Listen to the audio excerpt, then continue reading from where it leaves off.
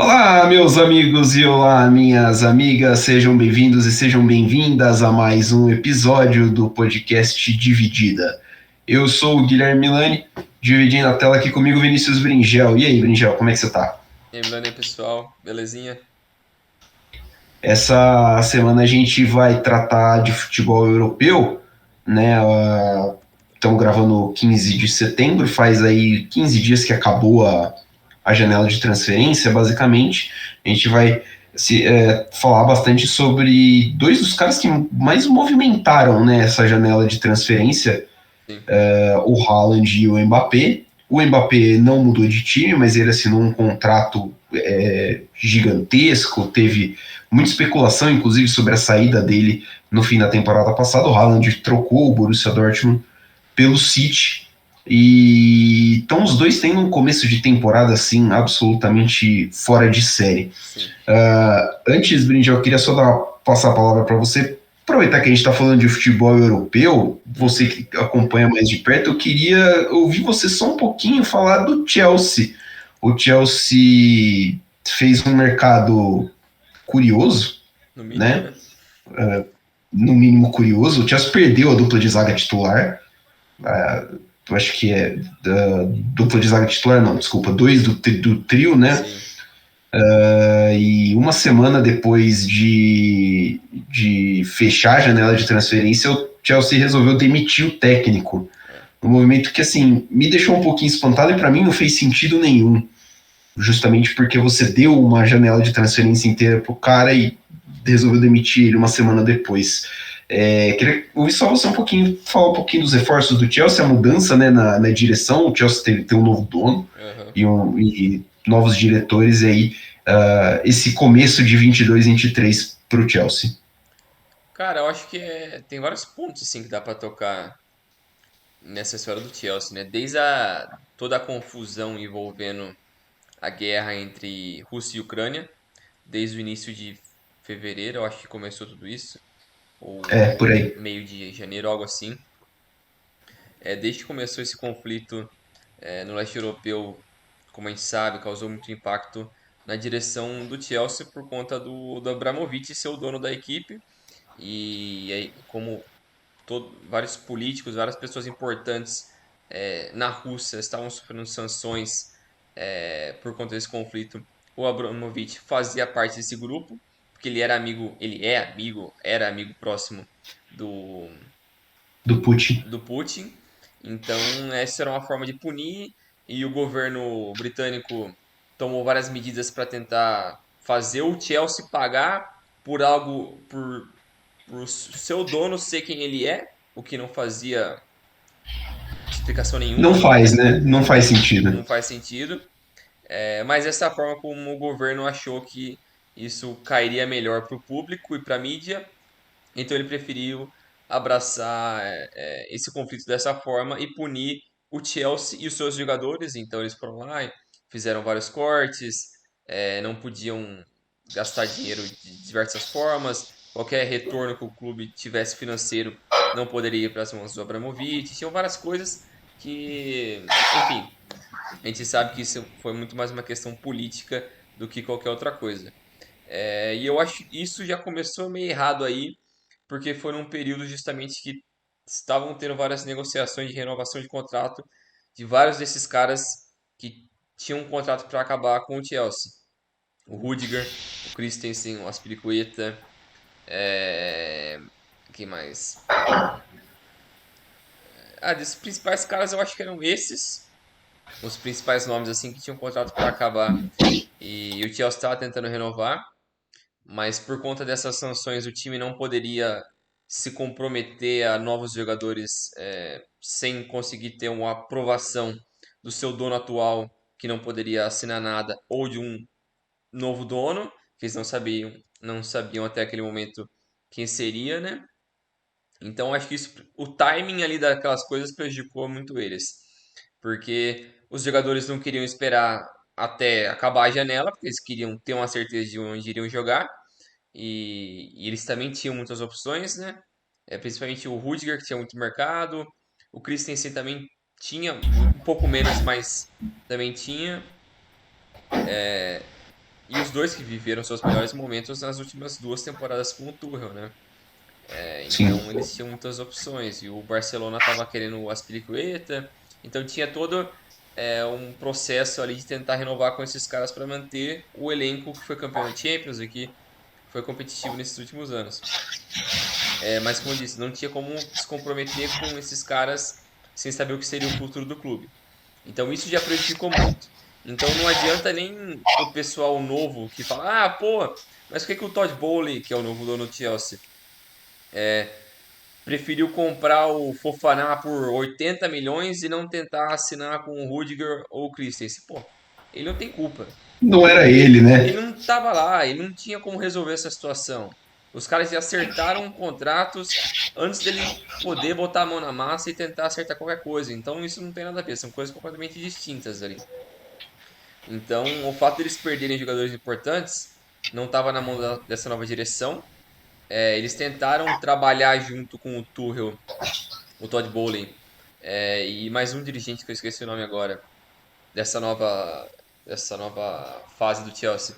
Eles tentaram trabalhar junto com o Tuchel para ele servir como se fosse um manager pelos próximos meses, até ano, até eles encontrarem um diretor que fosse substituir a Marina, porque a Marina foi demitida, né? Porque quem tomava conta do futebol do Chelsea era a Marina e o Peter Cech. E a Marina estava desde o começo da era Abramovich, basicamente, era a pessoa de Ela era o confiança. braço direito dele, né? Sim, sim. Ela era a pessoa de confiança que o Abramovich deixava lá para tomar as decisões do clube. Ela que fazia as negociações, ela que gerenciava tudo ali mesmo. E o Todd Bowley decidiu mandar ela e o Peter Cech embora. E beleza, eu acho que não tem problema nenhum nesse ponto. Mas eles queriam a curto prazo tentar resolver isso e trabalhar junto com o Tuchel ali diretamente, o dono com o técnico, para tentar resolver os problemas do time a curto prazo nas contratações. E tem uns reports assim de que a relação deles não é que não foi muito boa, mas é que o Tuchel queria mais e às vezes a direção não conseguia exatamente o que o Tuchel pedia. Às vezes por jogadores preferirem ir para outros lugares, no caso do Rafinha, que já estava acertado o Chelsea com o O Leeds, Leeds. e foi o Rafinha que falou, não, eu quero ir para o Barcelona.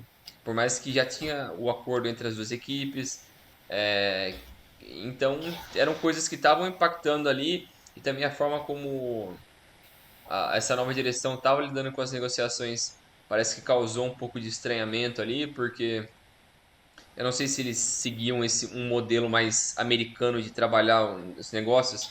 Então eles vão primeiro falar com a equipe que detém os direitos e depois vão tentar se acertar com o jogador. Coisa que a maioria das equipes fazem ao contrário, né? Primeiro falar com o jogador, se tá ok, aí vai falar com o time. E parece que tem muita gente que reclama que isso fez com que o Chelsea perdesse muito chão ali nas negociações, né? Então, porque você gasta muito mais tempo depois tentando acertar com o jogador, coisa que seria mais fácil é, tentar acertar com o time, porque o time basicamente só se importa com a multa, o time que está vendendo. Sim. O jogador às vezes tem mais coisas que você precisa negociar ali. Então, o pessoal ficou um pouco mais incomodado ali internamente com a forma como a direção estava tratando isso. E eu acho que, sinceramente, é um processo. É uma direção que nunca teve envolvimento nenhum com futebol, principalmente com o futebol europeu e a Premier League. Então, é um processo de adaptação. Eles estavam dispostos a abrir a carteira, como abriram. Contrataram o Fofana, o Cucurella, o Aubameyang, Sterling. Então, não foi barato. Gastaram bastante. Se você pensar nos nomes, é muita coisa? Provavelmente vários times na Europa fizeram muito mais com menos dinheiro. Mas eu acho que mostra assim que o Chelsea tava, essa direção estava disposta a não ficar com mimimi ali. Você quer tal nego? Beleza, vamos pegar esse cara aqui e vamos tentar fazer o que pode por esse cara. Mas parece que as relações ali não estavam muito acertadas. E também quando o Todd Bowley foi falar com o Brighton, né, para tentar contratar o Cucurella e atravessar o City, né, porque o City estava acertado já com o Cucurella e o Chelsea foi para atravessar. Parece que o Todd Bowley já foi querendo também saber um pouco mais como era o Graham Potter. queria um pouco mais saber como ele funcionava, questão tática, como era o gerenciamento dele, entender mais como funcionava ele como pessoa.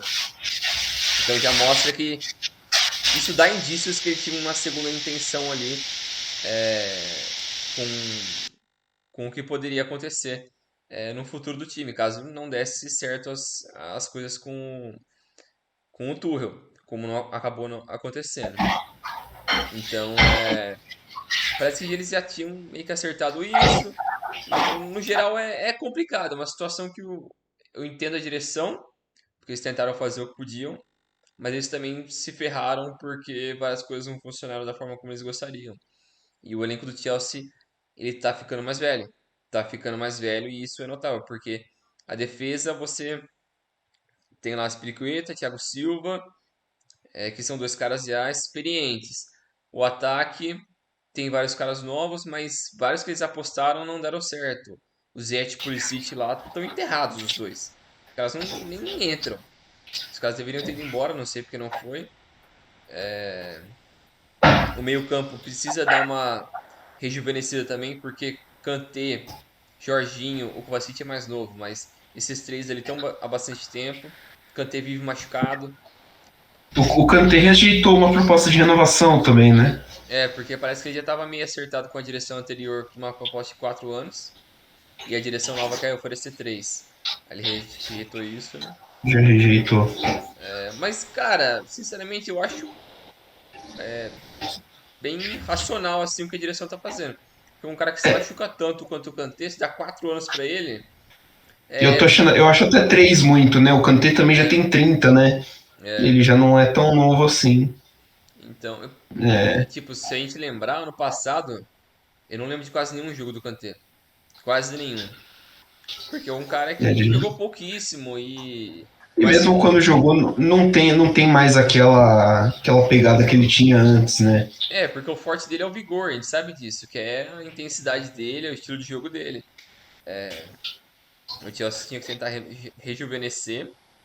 Eu acho que fez o que pôde de certa forma, mas não tem o apelo midiático que outras equipes têm para tentar trazer alguns caras, como o Barcelona tem, Real Madrid tem, o Bayern tem. O Barcelona perdeu, o Chelsea perdeu o Rafinha pro Barcelona por causa da mística, né? Por causa do Assim, nome. o Rafinha quis jogar no Barcelona por causa do Ronaldinho Gaúcho. É, O Koundé acho que foi a mesma coisa. O parece Koundé que colou no Barcelona também. tava meio acertado já com o Koundé, mas na semana assim da negociação o Chelsea deu meio que para trás porque estava preocupado com se ele ia ser um bom encaixe para a equipe. Eles preferiram ir atrás do Fofana. Eles meio que deixaram então o Ah, o negócio ir Koundé na foi meio. direção. Tava acertado, mas preferiram ficaram meio na dúvida assim. Aí ficou nesse vai não vai, a Barcelona abocanhou já e não deu muita brecha, mas eu entendo assim, eu acho que o mercado do Chelsea foi bom, ao meu ver, no geral. Eu não contrataria o Sterling e o Aubameyang, jamais. Esses dois aí. Pra mim, acho que é mais assim, era mais questionável o Aubameyang porque ele não faz nada do estilo do Tuchel, Sim. né? Tipo, ele é um atacante completamente diferente do que o Tuchel gosta. Do Potter, não sei como é que vai encaixar, mas eu também não traria. Não gosto muito também do Aubameyang. Mas se fosse pra ser um cara reserva, pelo valor que pagou, eu topo. Eu não acho que é É, problemático. Ele não pode ser o seu cara, assim, não. Ele você vai não ser o pode depender substituto dele. do Lukaku, não pode ser. Não. Mas o do Sterling, ele chegou quase como. Não pra ser uma solução, mas pra ser um cara importante, que eu não vejo ele sendo. Tanto que no jogo dessa semana, que foi a estreia do Potter, o time jogou já bem diferente. Foi uma escalação meio esquisita, com Jorginho, Kovacic, Mason Mount, Kai Havertz, Sterling e Aubameyang. Não sei, é uma escalação esquisita, mas é que o Chelsea ficou preso nisso agora, porque pagou por esses caras, vai ter que tentar dar um jeito, né? Vai precisar usar, né? Ou usa. Mas vai ter que dar um jeito. Os jovens eu gosto do Fofana. Eu gostei que trouxeram Eu Conor gosto do Gallagher. Cucurella. O Cucurella é bom, eu gosto do Gallagher, que eles trouxeram de volta. Verdade. É bom jogador. Foi expulso uma rodada atrás na Premier League, mas é bom jogador. Só tem que ser colocado numa posição um pouco melhor, mas ele é bom jogador. Mas eu acho que é basicamente isso. O time foi um pouco ferrado pelas sanções na Inglaterra, mas fez o que pôde de certa forma, assim. Possivelmente vai ficar fora da Champions League do próximo ano, que já começou a dar errado e top 4 ali provavelmente vai ser o City, Liverpool, se o United continuar numa boa assim e o Arsenal. Eu acho que tem uma chance de ser É. isso. Tem que torcer pro Liverpool oscilar. Acho que o Liverpool e o United vão oscilar mais essa temporada. O Arsenal eu vejo oscilando menos. Eu também acho. Eu Por acho que o incrível que Arsenal pareça. tá atingindo um nível de maturidade com o Arteta muito bom já. Sim. Ele contratou peças mais pontuais assim nesse ano com o Jesus. É... Cara, também trouxe um cara. Trouxeram aquele meia português, que era acho que do Porto, Isso, né? é o. Fábio Vieira. Isso, Fábio Vieira também é bom. Ele vai ser reserva, provavelmente, mas ele é bom jogador também.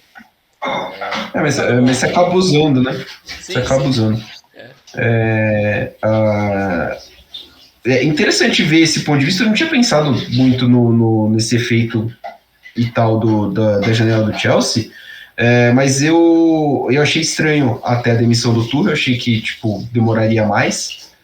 Mas eu gostei da contratação do Potter. Eu gosto do Potter, acho ele um bom treinador. E curioso para ver o caminho que vai o Chelsea. Vale lembrar que chegando pós-Copa do Mundo, né? Dezembro ali já volta a rolar e dependendo de como tiver a classificação, imagino que o Chelsea vai abrir o cofre e vai. se vê qualquer mínima oportunidade de abocanhar a vaga na Champions essa temporada, o Chelsea vai ter que ir atrás, Eu né? também Para acho. não. Do Potter eu também acho bacana, principalmente por ser um técnico britânico no meio de vários técnicos estrangeiros que tem na Premier League, né? Dos top Sim, times ali, né? Os melhores. É uma novidade. E ele é um são cara todos relativamente estrangeiros, novo, né? assim. Então tem tudo pra. Eu acho que tem tudo pra dar certo. Bom técnico, tem um bom investimento atrás. Tem tudo pra isso. O O Tuchel, elenco não é ruim, né? o elenco é bom, é. O Tuchel eu acho que vai ficar na espreita ali de algum clube alemão se desesperar e ele ir pra trás. Ele ir pra frente, né? E pegar Sim. eles. Se o Nagelsmann começar mal a temporada, tchau. Acho que eles não vão pensar duas vezes. O Nagelsmann já tá com uns problemas de relacionamento lá no Bayern. Por exemplo, o Goretzka não gostou muito de ser banco na terça-feira, por exemplo. Pô, mas é um jogo, Então, né? Mal começou essa porra aí. então, ele não gostou de ser banco pro Sabitzer e é engraçado porque ele entrou e o Bayern fez o resultado em cima do Barcelona. Vamos falar agora então do nosso tema principal. Aham. A gente tem hoje no futebol mundial, a gente teve, né, nos últimos, sei lá, 15 anos, por Sim, aí, né, 15, 16 anos, a dominância de Messi e Cristiano Ronaldo, de todas as manchetes, de todos os destaques, basicamente todos os prêmios individuais. E como acontece, é o ciclo da vida, os jogadores vão chegando ao final da carreira e eles vão ser substituídos. E acho que a gente já tem bem claro quem vão ser os substitutos deles, né? sim, Vamos falar grosseiramente o Messi e Cristiano Ronaldo dessa geração, sim. embora de características diferentes.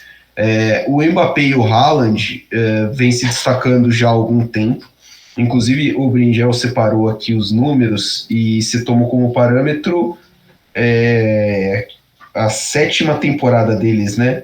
Tá que o Haaland está na sua sétima temporada e o Mbappé está na sua oitava temporada. Eu fiquei em choque ao perceber que já é tudo isso, né?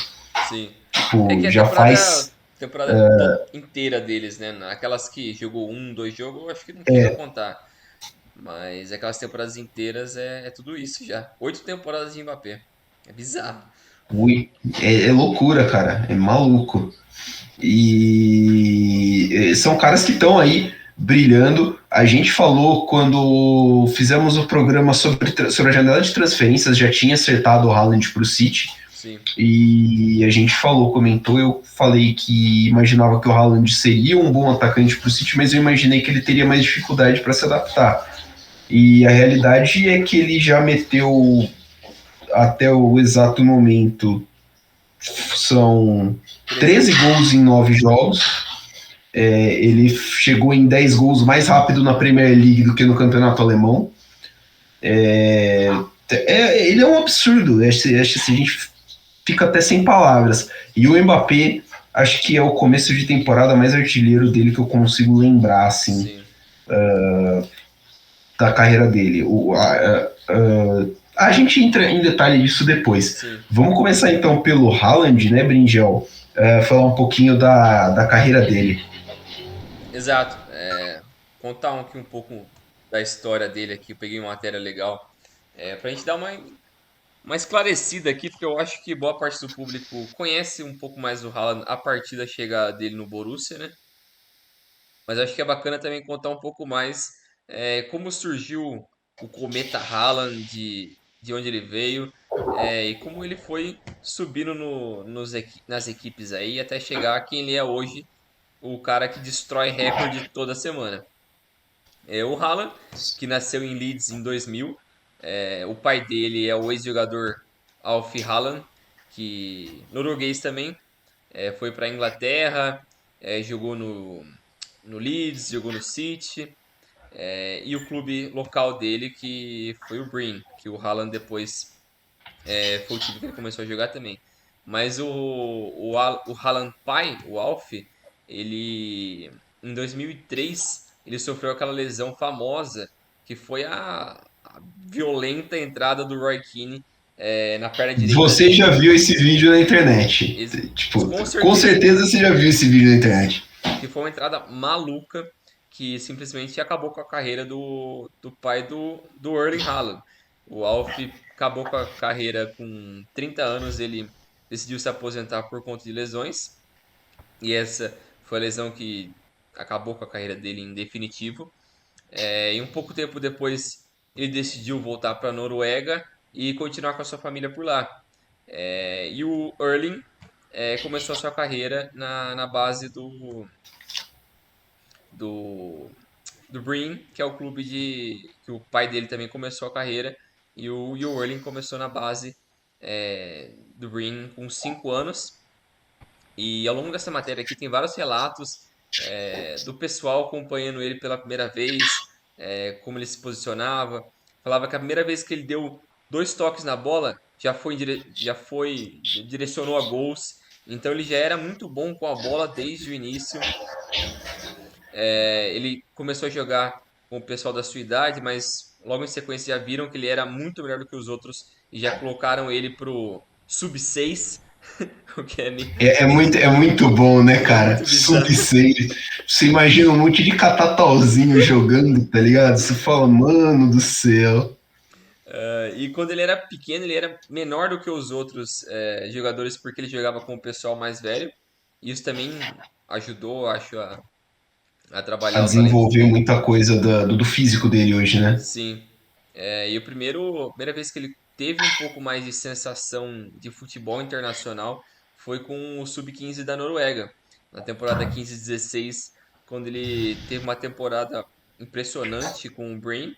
Ele fez 18 gols em 14 jogos, e isso também acabou levando ele a depois ter um encontro com um dos maiores, ou talvez o maior jogador da história da Noruega, que é Solskjaer. o Solskjaer, grande jogador do Manchester United, passou A muito tempo gente lá. zoa, né? Tipo, a É, gente zoou bastante o Solskjaer porque ele foi, tipo, mal como treinador do é, United, mas ele foi como jogador, o Solskjaer foi muito importante pro próprio United, né? Um sim, dos grandes nomes tanto do United como da Noruega. sim. E quando ele estava no Brain, esse técnico do Brain colocava mais o Haaland como um atacante de lado de campo, como um winger, mas ele num certo jogo lá ele decidiu colocar o Haaland como um centroavante, porque ele não estava tendo um bom início de temporada e queria fazer gol. E o Haaland foi oferecido para testes para o Hoffenheim, da Alemanha, antes de se mudar para o molde da Noruega. Só que no Hoffenheim ele passou uma semana lá e não deu certo. E até uma matéria engraçada que também, paralelo com esse mesmo momento, no The Athletic tem uma matéria que conta os bastidores de como o Haaland foi, de certa forma, não rejeitado, mas o pessoal não dava o devido valor para ele nesse período, né? Quando ele tinha seus 14, 15 anos. É, o chefe executivo do Molde na época, quando a primeira vez que ele viu o Haaland no treinamento, ele olhou para ele e falou: Meu Deus, o que que é isso? Esse cara é bizarro. E ele falou com o Solskjaer, que era o técnico da equipe na época, e falou: Cara, você tem que ligar para o Manchester United. O que a gente está vendo aqui é surreal. Essa criança aqui que a gente tem é de fora de série. E o Solskjaer tentou de tudo, ligou para quem na época era o Nick Butt, que era o chefe da academia do United na época, e ele falou: Ó, a gente tem uma criança aqui que é surreal e tal. Só que parece que a forma como o Haaland jogava no molde não era a forma como o Manchester United queria que os seus jogadores jogassem. Eles enxergavam o Haaland mais como um target man, que era um homem mais um centroavante poste, basicamente, né? Mais postão. Um cara sem tanta mobilidade. E esse chefe executivo do molde na época falava: Não, vocês não podem olhar pro Haaland dessa forma, ele é muito mais do que isso. Ele tem muito mais a oferecer do que só ser um target man.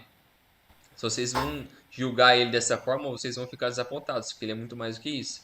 E ele ficava sempre, de certa forma, meio que oferecendo ele para outras equipes, só que ninguém acreditava nessa ideia, nesses olhos dele.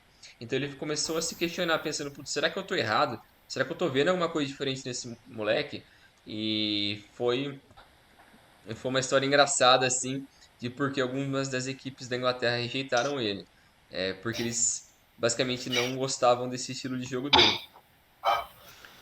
Mas O inglês tem uma certa dificuldade, né, com um atacante assim meio grandão. Acho que a imagem do Crouch já lembra muito, né, já sim, puxa muito a atenção deles, né. sim. E ele também era um moleque que não se importava com quem estava assistindo ele, onde ele estava jogando, se ele estava jogando pela seleção nacional, se era pro clube, se ele estava jogando contra os amigos dele. Ele não se importava, ele só queria ir lá e se divertir. E ele não tinha medo de nada. Ele era uma criança que constantemente treinava sozinho, fazia mais exercício do que deveria, porque ele sempre tinha aquele grande objetivo na cabeça dele. Não, eu vou ser um jogador profissional. Eu vou ser um jogador profissional e ele já tinha isso na cabeça desde os seus 14, 15 anos. E a matéria diz, né, que a primeira vez que o grande público ficou ciente da grandeza de quem que era, quem viria a se tornar o Erling Haaland, foi quando ele tinha 17 anos. Eles, o, eles, O eles molde. enfrentaram isso, o Molde enfrentou o Bergamo e eles venceram por 4-0 com 4 gols do Haaland. Então, com 17 anos, ele enfrentou a equipe rival do Molde e venceu por 4-0. E meio ano depois ele se mudou para Salzburg, que viria a ser a segunda equipe profissional dele. Em 2018 ele terminou com 12 gols em 25 jogos. O Leeds chegou a fazer o Leeds, ex-clube do pai dele, Do pai chegou dele. a fazer uma oferta para ele quando ele tinha acabado de fazer 18 anos. Mas eles ficaram tão impressionados com o projeto do Salzburg que eles decidiram transferir o menino para a Áustria em janeiro de 2019. Mas os primeiros meses dele, ele não teve tanto impacto assim. Ele acabou tendo um começo meio lento, mas o início da temporada seguinte foi tão absurdo que ele chegou a fazer 37 gols em 48 jogos, o que é quase impossível de você fazer rejeitar um moleque desse. E também um momento marcante também foi no Mundial da Polônia, no Sub-20, né? Sub-20. No Sub-20 na Polônia. Ele fez história ao marcar 9 gols num 12-0 contra Honduras e ele terminou a competição como artilheiro. Eu queria A dizer. curiosidade é que esses foram os únicos 9 gols que ele fez, os únicos Sim, 9 que ele fez na competição. A Noruega não passou de fase, porque a Noruega acho que perdeu os outros 2 jogos desse grupo. sim. Então, aí, a partir desse momento, ele já começou a ter mais destaque. E o Salzburg, Chama como mais é, atenção. é isso, e como o Salzburg também era uma equipe de Champions League, ele também fez história, marcando um hat-trick no seu primeiro jogo de Champions League, e marcando nos outros 4 jogos de grupo, se tornando o primeiro adolescente a marcar 5 jogos de forma consecutiva em Champions League. Então, tudo É nele é um, bizarro, tudo nele é precoce. O que a gente vai acabar vira uma trend nele, conforme a gente vai olhando para outros números, outras temporadas, outros clubes, tudo nele é muito precoce. E os melhores times da Europa não conseguiam parar ele nem na Champions League, nem na Austrália e na Champions League. Então, com 19 anos, ele já tinha marcado 28 gols em 22 jogos naquele período com o Salzburg. E nesses 22 jogos, ele marcou 5 hat-tricks. Então, foi um período que tornou basicamente impossível para o Salzburg manter ele. Não estava no plano deles perder o Haaland naquele período. Só que chegou cada vez mais forte o Manchester United, o Leipzig e o Borussia Dortmund. E em 2019, em julho de 2019, eles chegaram em acordo com o Borussia Dortmund para o Borussia pagar 20 milhões de euros para liberar o Haaland para o Dortmund. E é basicamente história depois disso, né? Que a gente sabe o que ele acabou se tornando. É um cara que, no período dele com o Salzburg, 29, 27 jogos, 29 gols. O período dele com o Dortmund, 89 jogos, 86 gols. Então, são médias incríveis e é um cara que, cada semana que passa, você escuta uma história nova sobre ele. Algum recorde novo que ele quebrou, algo incrível É, que ele vem fazendo. Toda semana tem uma coisa nova sobre ele. Então é espetacular. Tanto que essa semana também, de novo, mais uma vez, ele fazendo história com aquele gol bizarro que ele deu, tipo uma voadora de ele é um costas gol na de Kung bike. Fu, né? É o Ibrahimovic do bem. O É Haaland é quase, o Ibrahimovic. é quase isso. Mas é incrível, assim, ele me espanta demais. E os números dele na Champions League também são bizarros. Eu não tenho aqui anotado agora, mas eu acho que são 30 É, gols em 26 jogos, não é? não, eu abri aqui agora, são 30 gols. Não, são. Desculpa. 26 gols em 21 jogos. É isso aí. Ele faz um gol a cada 54 minutos de Champions League. É isso mesmo. 54 mais 54 são 108, né? Tipo, é basicamente uma partida e um tempo de prorrogação, mas assim, quase 1,2 gol por jogo. Um gol e meio por jogo, assim. Então É loucura. é loucura. Então é lógico, é muito cedo pra gente dizer tudo isso. E quando a gente chegar no Mbappé também, a gente vai ver que é muito parecido isso também. Mas os números que eles estão colocando hoje em dia, a tendência, se eles continuarem desse jeito, é destruir todo o recorde possível da história do Sim. futebol. E é simplesmente maluco o que esses dois jovens vêm fazendo. Numa época que a gente ficou tão acostumado a olhar Messi e Cristiano Ronaldo obliterar todo final de semana era hat-trick, era 2, 4, 5 gols, a gente ficou meio mal acostumado. A E gente esses dois, normalizou. A gente normalizou com o Messi e o Cristiano Ronaldo a temporada de 40 gols, né? sim. Tipo, porque não era normal. E Nunca é um foi negócio normal um muito cara fora de meter série. 40 gols num ano, tá Sim. ligado? E eles transformaram isso em comum. É, E agora acho que a gente vai ver, tipo, que a régua do Mbappé, a régua do Haaland é essa e, tipo, sem massagem. Vai ser gol todo fim de semana. sim. O Haaland, eu tô vendo aqui na Wikipédia, ele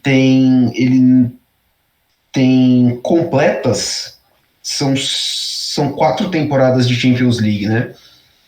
19-20, 20-21, 21-22 e 18-19. 18-19 pelo Salzburg, 19-20 pelo Salzburg e pelo Dortmund, Isso. e 20-21 pelo Dortmund também. A única temporada que ele terminou com menos gols do que jogos é a primeira, que foi 18-19, Deixa eu Ele só já chegou a ver. ser artilheiro Ah, de não, alguma que edição, foi não foi? Europa. Que foi 18, 19 foi Europa League. Então é isso. 19 e 20, ele não tem, tipo, menos gols do que jogos. Em 19 e 20 são 10 gols em 8 jogos. 20 e 21 também, 10 gols em 8 jogos. 21 e 22, 3 gols em 3 jogos. E agora no City ele tem 3 gols em 2 jogos. A média dele de gols na Champions League é um negócio muito absurdo quando você pensa que você está enfrentando sempre os melhores times europeus. Eu acho que ele não chegou a ser artilheiro ainda. Foi 2020. Ele foi, Foi? quando ele. É, a temporada retrasada, né? A anterior foi o Benzema e a antes foi ele, com 10 gols. Tá aqui mesmo, 2021. Top goal scorer. É Bizarro. maluquice. É O cara maluquice com 20 anos já foi top goal scorer numa temporada da Champions numa, League. É da loucura. Champions, tá ligado? E aí você olha aqui, lista de. Ele tem 21 jogos e 20 gols pela seleção norueguesa. Os últimos jogos ele fez dois contra a Suécia na Suécia e dois contra a Suécia e na Noruega pela Europa League também. Então, pela seleção, muito gol também. É uma máquina de fazer gol, o rapaz. E assim, muita gente na Bundesliga, quando ele jogava no Borussia Dortmund, dizia não, porque ele está enfrentando as defesas mais fracas da Bundesliga, não, porque ele se apoia muito na explosão, porque ele tem uma explosão física, Sim, puta, é é bizarro. impressionante. É. E ele é grandão, né? Ele tem 1,94, acho que, de altura. Isso, exatamente. 1,95. Assim, um cara daquele tamanho não costuma ser muito rápido, né? Tipo, É. não costuma ter a explosão e a movimentação que ele tem. Então, tipo, muitos acreditavam isso ao tanto de gol que ele fazia. Só que aí ele chega no Manchester City, cara, e é um time que com o Guardiola o atacante sempre toca um pouquinho menos na bola, né? Tipo, você Sim. precisa se envolver mais na construção e tal. E o rapaz simplesmente não tá nem aí e continua fazendo gol, né? Tipo, a média dele é muito absurda. É muito absurda. É isso, é até algo que a Então, gente comentava que poderia ser um problema pra ele na chegada no City, né? Porque ele não é um cara muito de toque de bola, ele não é um cara de construção de jogo. Então, às vezes, para tentar fazer esse envolvimento ali, colocar a equipe adversária na roda, como a gente fala, né? E deixar ele participando disso, poderia ser problemático, porque ele não é muito um cara assim, ele não é um cara assistente. Ele cria sim, espaço e vai fazer um, dois toques na bola. Então poderia ser problemático, mas já mostrou como ele se adaptou bem, está se adaptando bem e a equipe se adaptou a ele. Porque dá para eles usarem as vantagens físicas dele e simplesmente colocar um espaço que ele só precisa dar um toque. Ele não precisa fazer muito. Então é mais fácil ainda. e criou, e assim, vai se tornando cada vez mais um cara versátil, né? Sim. Um cara mais versátil do que a gente imaginava que ele seria É. na chegada. Curioso, estou muito curioso para ver. Acho que ele vai ser muito em breve um dos grandes atacantes da história da Premier League. Eu, Principalmente porque não vejo o City perdendo ele pelos próximos, sei lá, 10 anos. eu também acho que não. Acho que ele vai ficar lá por um bom tempo, a não ser que aconteça um absurdo monumental, assim. Mas uma coisa que eu também, ó, eu tava pensando esses dias isso. A única coisa que pode impedir ele de ganhar uma bola de ouro recente, assim, é a seleção. Porque ele joga na Noruega. Que, querendo ou não, é algo que pesa também quando tem campeonatos grandes naquele ano. Então, uma Euro, uma Copa do Mundo. Ele nunca vai ganhar um campeonato desse. A gente sabe disso. É muito improvável.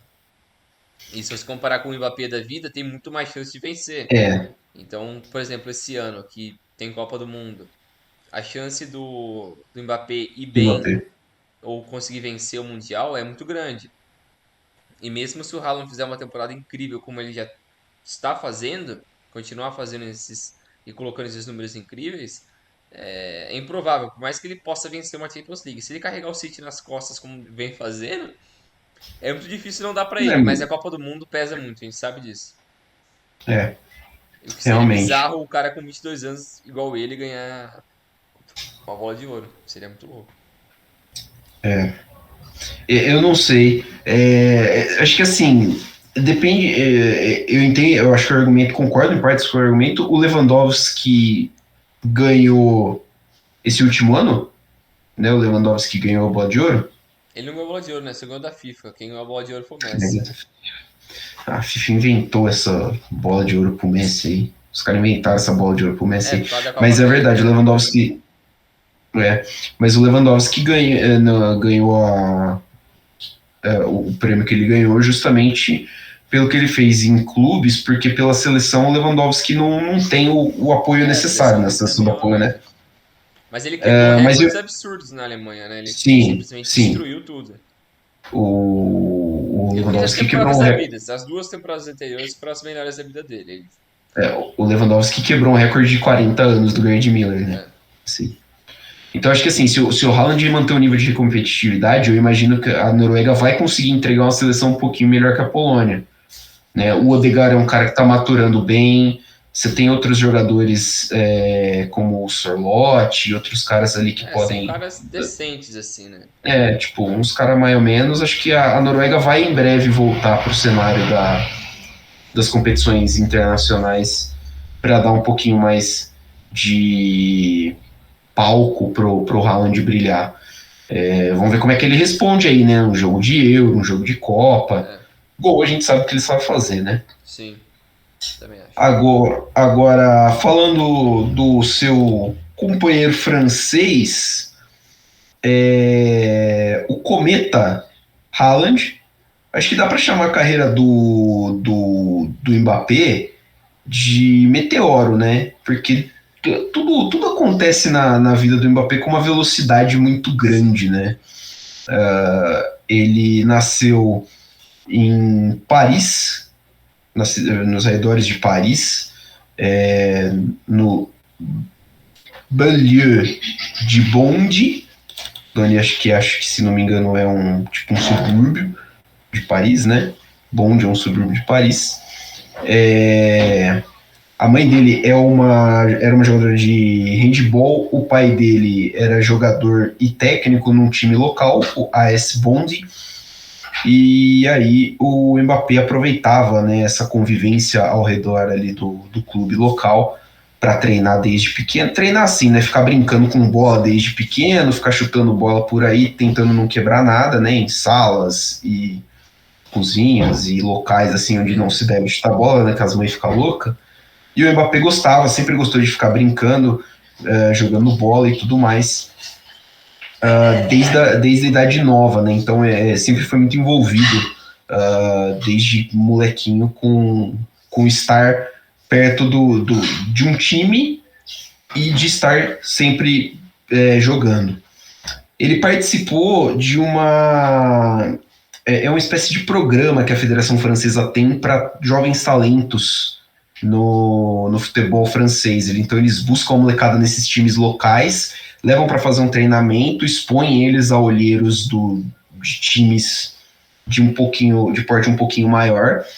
E foi assim que, depois de um período, né, com essa galera da Federação Francesa, o Mbappé chegou no Mônaco. Ele assinou com o Mônaco com 14 anos, né? E assim, Mônaco não é exatamente perto de Paris, né? Então passa pela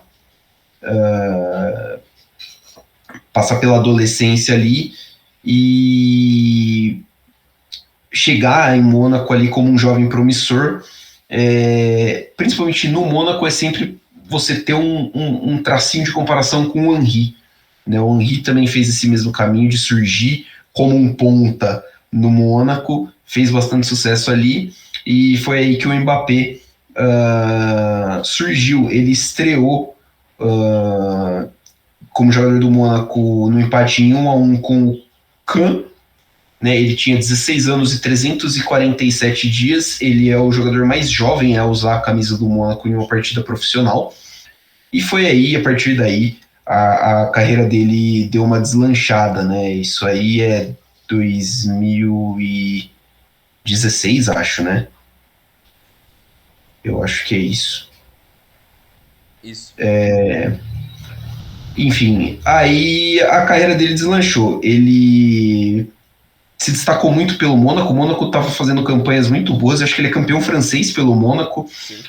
E depois o Mônaco teve aquela campanha ótima de chegar nas semifinais da Champions, né? Bateu, perdeu.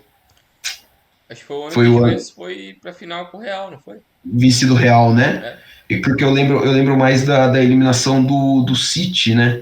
O Mônaco eliminou o City dentro do City of Manchester. E o destaque, o Mbappé fez uma dupla de ataque muito importante com o Falcão Garcia nessa temporada. E no final dessa temporada, se não estou enganado, se a minha cronologia não me trai, foi no final dessa temporada que ele foi para o Paris Saint-Germain. O Paris Saint-Germain 17-18. Ele foi em 17 pro PSG. 16-17 foi a mesma temporada do Neymar. O PSG compra o Neymar, e aí, para não ficar tão escandaloso que o PSG estaria burlando as regras do FIFA Fair Play, o PSG empresta o Mbappé do Mônaco com uma obrigação de compra se ele atingisse o número mínimo de jogos, que acho que era, sei lá, 10 jogos, por 170 milhões de... E aí, então, o Mbappé, tipo, 19 anos, ele tá pintando no time mais rico e mais importante da França no momento. Então, assim, é muito rápido como as coisas aconteceram para a carreira dele. Ele teve... Eu tô com a página dele aberta aqui, não podia estar falando, olhando isso, inclusive.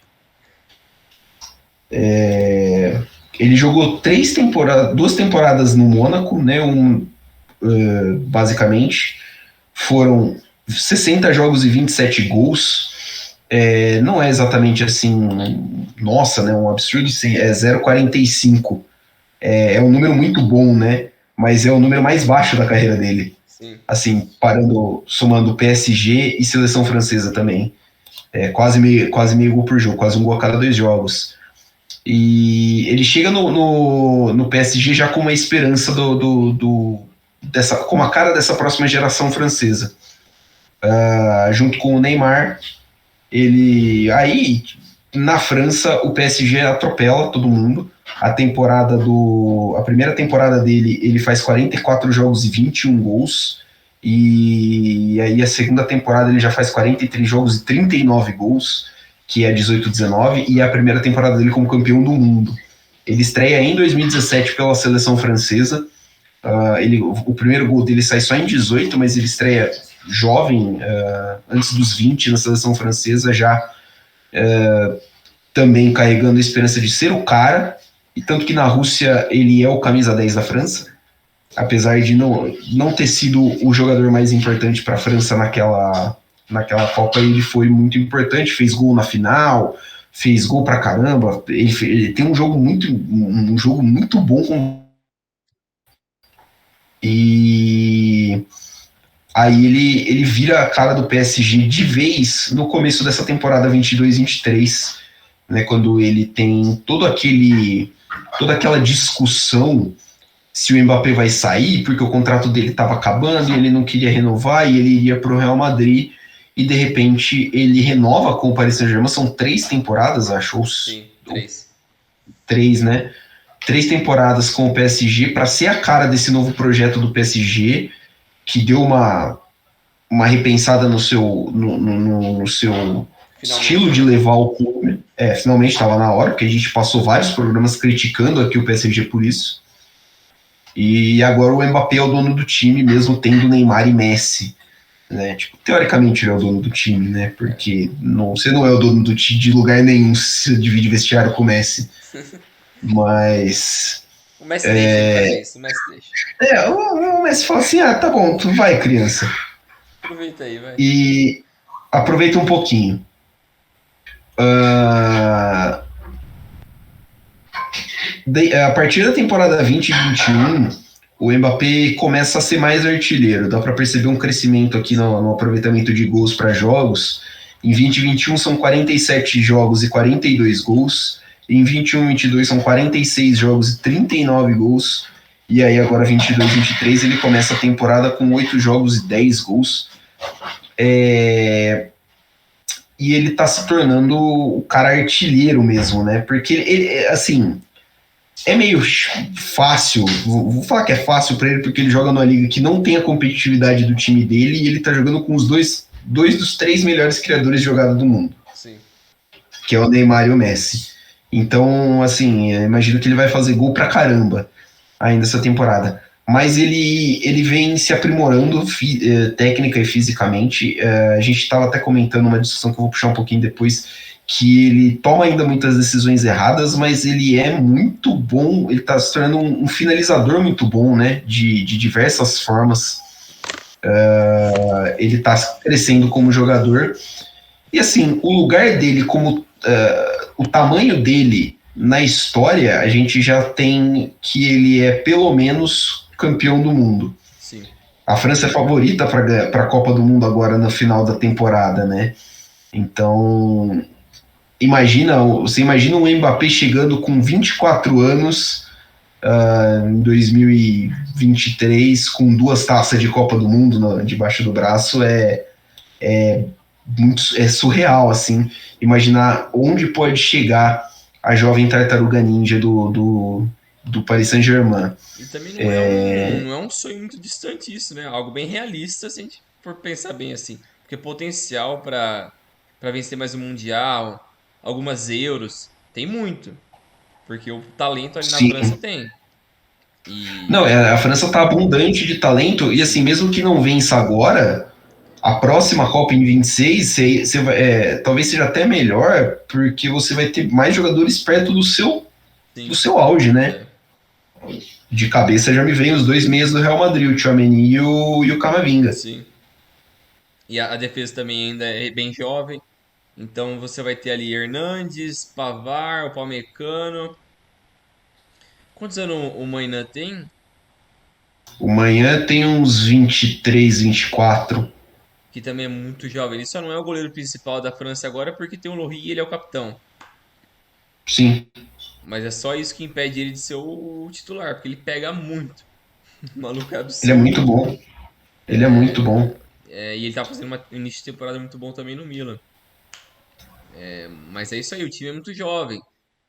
Os caras que possivelmente não estarão no próximo ciclo, ou se estiverem, não vão ser 100% titulares, talvez seja um Benzema, sei lá, um Griezmann, que eu nem sei se o Griezmann vai ficar jogando ainda, né? O Pogba que O provavelmente já Pogba, não vai jogar essa Copa por causa de lesão. sim. É, e tem, esses caras assim, né? Não sei. O Giroud também deve ser o último ciclo O dele, Gil também já deve estar no finzinho. Então, assim, mas a base do time é jovem ainda. sim. E assim, o protagonismo para ele tende só a aumentar. Sim, Só aumentar. Então, acho que a gente vai cada vez mais ver o Mbappé protagonista tanto em Paris quanto na seleção da França. sim. Uma coisa que a gente não falou do Haaland é o tamanho do Jesus Cristo Felipe Melo. Cacete, o Felipe Melo entrou em campo e ele entregou 2 gols pro Corinthians, velho. Eu tô te dando spoiler, desculpa, mas nossa, não dá.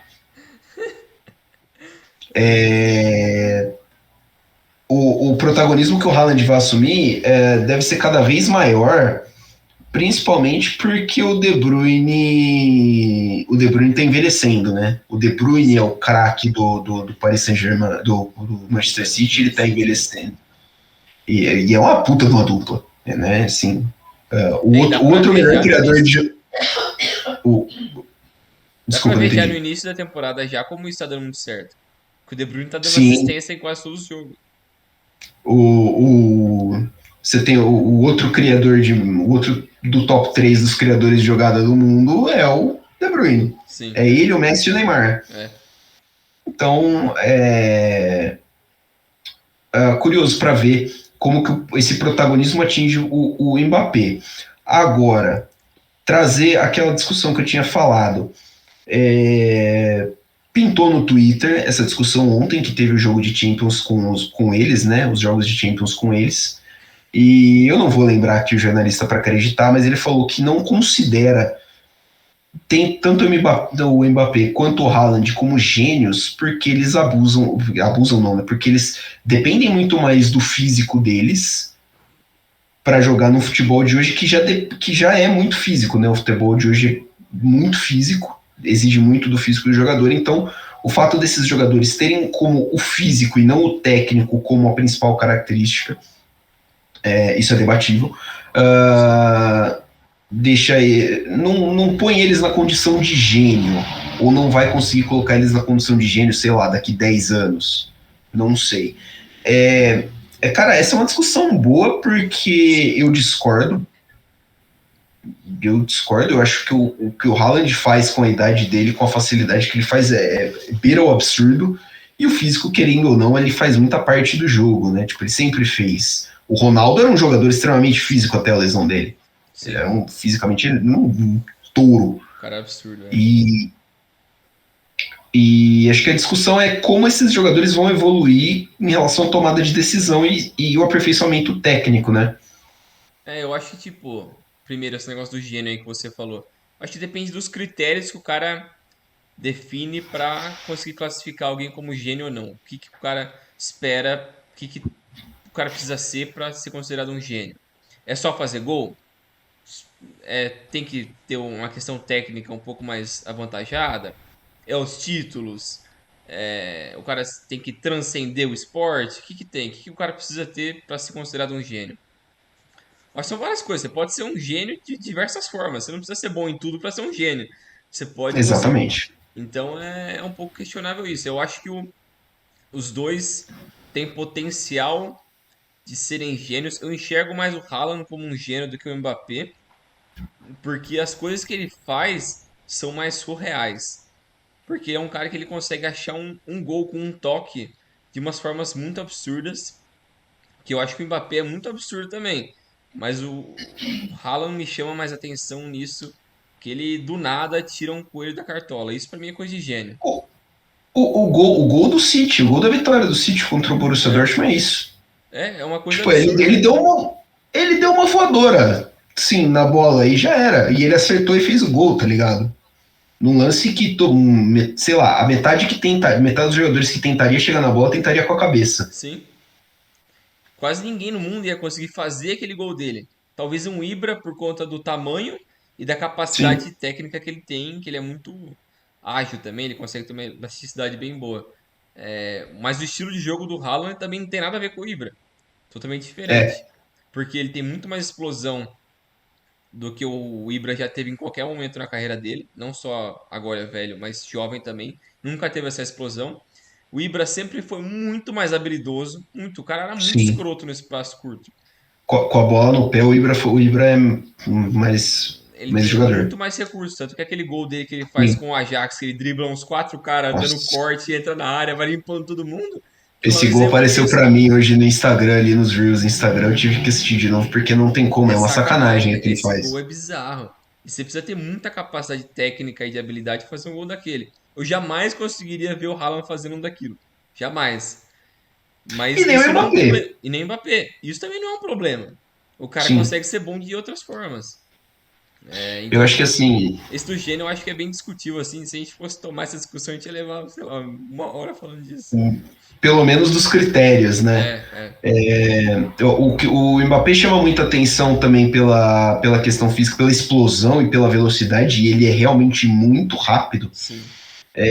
Mas eu acho que ele podia melhorar um pouquinho no um contra um, né? É. O um contra um dele é assim. É difícil chamar de fraco, né?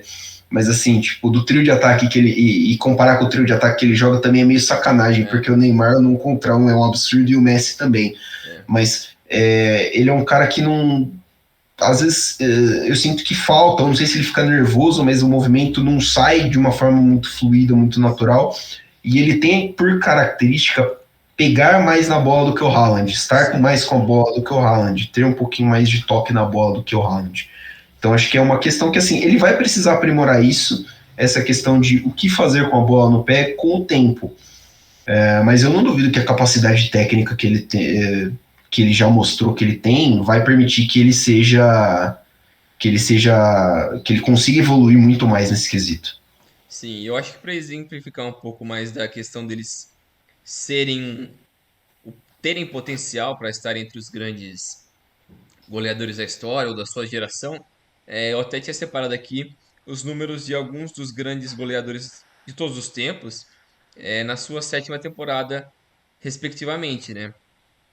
Então, o Messi, na sua sétima temporada como profissional, que foi a temporada 11-12, que foi aquela temporada escrota que ele marcou 91 gols, naqueles 7 anos ele tinha feito 396 jogos, 283 gols e uma média de 0,71 gols por partida. Então já eram números bem absurdos, assim. O Cristiano Ronaldo, na sua sétima temporada, que foi a última temporada dele com o Manchester United, que foi a temporada 2008-2009, até aquele ponto ali ele já tinha jogado pelo Sporting, pelo Manchester United e pela seleção portuguesa. Ele fez 390 jogos e 145 gols, então uma média de 0,37. O que mostra também que o ápice do Cristiano Ronaldo como goleador foi a partir do momento que ele chegou no Real Madrid, que aquele lá foi o É, turning point dele. a mudança de perfil dele na mão, principalmente na mão do Mourinho, Sim, nossa, é um negócio assim absurdo. sim. É gritante como teve essa melhora nesse sentido, né? Outro Sim. cara também que pra gente é bem marcante é o Ronaldo. Ronaldo Fenômeno, que na sua sétima temporada, em 98-99, que ele tava na sua, acho que segunda ou terceira temporada na Inter. Ele já tinha passado por Cruzeiro, PSV, Barcelona. Aí ele já era 2 vezes melhor do mundo, inclusive. Sim, sim, ele já era um cara absurdo já.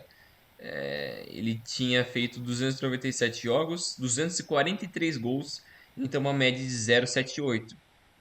Uma média um pouco Absurdo. melhor do que a do Messi, o que é um absurdo, porque a gente lembra como era esse Ronaldo antes das lesões, que era o cara mais. Ele é o cara mais escroto que eu vi, assim, até aquele momento, assim. O Tipo, cara. ele parecia imparável, né? É, se ele Tipo, não você assistia e tivesse você falava lesões, ele assim, era melhor que o Pelé. O cara ia ele falou, quebrar tudo. só assim, mano, assim, tipo, não importa campo, não importa bola, não importa nada, adversário, tipo, o cara vai e faz, entendeu? Tipo, é gol e gol e gol de todo jeito, e Sim. drible Nossa, os e dribles dele era habilidade, bizarro. era muito louco. Tanto eu lembro da segunda lesão dele quando ele estoura o joelho, que ele tá tentando dar um drible de corpo, É, que na primeira ida que ele dá assim com a perna esquerda, o goleiro da Lazio, que acho que é a Lazio que tá jogando contra o goleiro da Lazio, já tá assim, tipo, entregue. Parece a menina do Titanic lá pedindo pra ser desenhada, tá ligado? é tipo Nossa, isso. mano. Ele era muito escroto. O Muito Ronaldo escroto. era absurdo. Fanzaço. Outros caras de outras épocas, né? O Van Basten, o holandês que na sua sétima temporada, que foi 88-89, ele já tinha passado por Ajax, estava no Milan. Ele tinha feito até aquele ponto 238 jogos e 194 gols. Então, uma média um pouco melhor que a do Ronaldo, de 0,81. 0,81.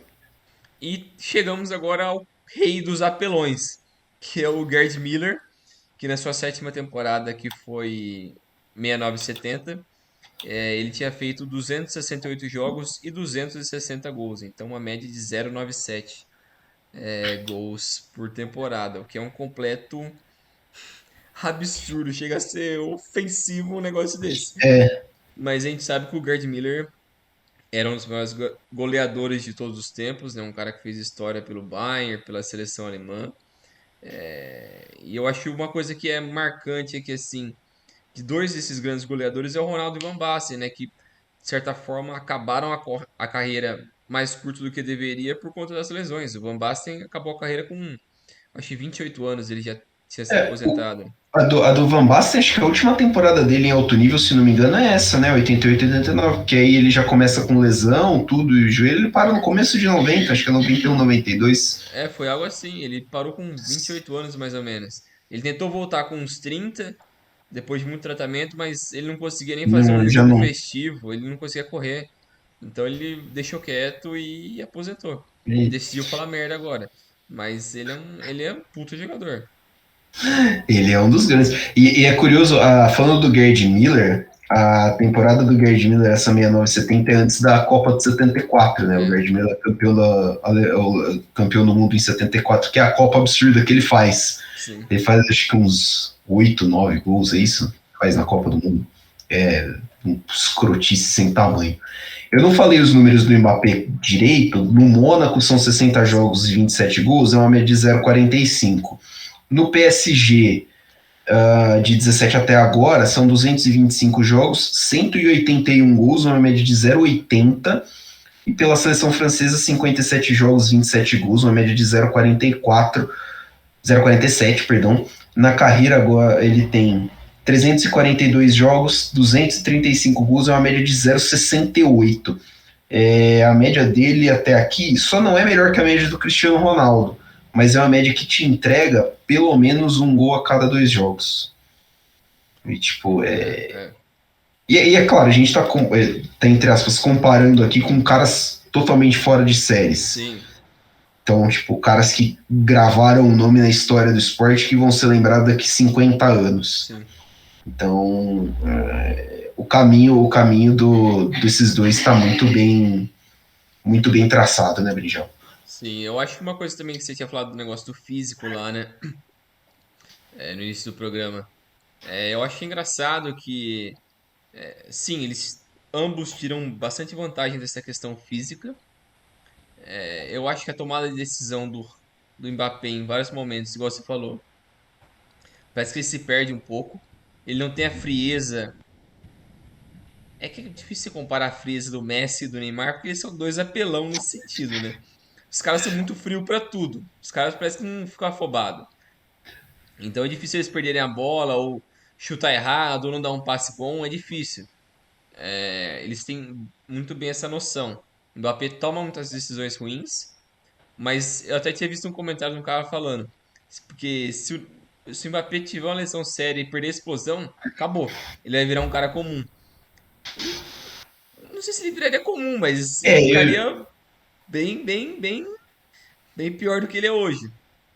Porque ele ia depender de uma questão técnica que ele não tem, que o Haaland, eu acho que mesmo se ele perdesse a explosão, ele ia conseguir ser muito efetivo ainda, porque ele é muito grande e ele ia conseguir tomar. Ele só precisa de 2 toques para fazer um gol. o Haaland ia virar um pouquinho mais o target man que os caras tinham medo que ele Sim, fosse. sim. Mas ele parece ter uma capacidadezinha técnica um pouquinho maior. O senso de posicionamento do Haaland é incrível. Sim. É E isso você não incrível. precisa de uma questão física muito apurada pra você ter essa noção de posicionamento, né? Você só precisa Sim. ler o jogo e se colocar ali no lugar certo, na hora certa. Tanto que o Ronaldo, mesmo pós-lesão, o Ele Ronaldo fazia Fenômeno isso, é. também, ele fazia isso. É. Ele entendeu o corpo dele, ele entendeu a condição dele e ele entendeu que onde ele, a partir daí, onde ele teria que se colocar. Não tem por que ele ganhar dos caras na velocidade, tentar dar drible. Ele não ia conseguir. O negócio dele era a bola na rede e já Era era. bola na rede e já era.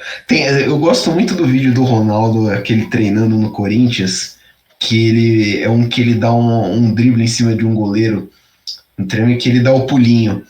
E o pulinho que ele dá, mano, ele dava o pulinho com a perna esquerda e a hora que ele caía assim no chão, ele dava um tapa na frente. Mano, podia ser quem fosse. O Ronaldo gordo, barrigudo, 30 e poucos anos nas costas, não pegava o cara na corrida, velho. Não pegava. Aí, tipo, a explosão de curto dele ainda tava muito ali, embora o físico não fosse o mesmo. E acho que assim, é isso que vai diferenciando o cara que é bom do cara que é muito bom do Sim. cara que é gênio.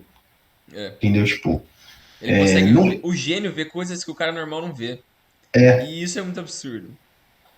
Então, vamos ver se pra frente da carreira deles a gente vai lembrar disso também em É. relação a eles, né? Alguma questão assim de como eles vão se adaptando tanto ao futebol quanto às mudanças do Sim. corpo.